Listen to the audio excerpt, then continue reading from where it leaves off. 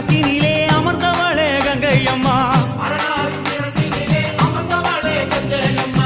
அகிலமே ஆள வந்தாய் அம்மா தாயே கங்கையம்மா ஆதிசிவன் நெற்றி கண்ணை அழுத்திடவே வந்தாயம்மா பரமனோட சிரசினிலே பாங்குடனே அமர்ந்தாயம்மா கங்கையம்மா தேவி நீ கண்ண தோர தாயி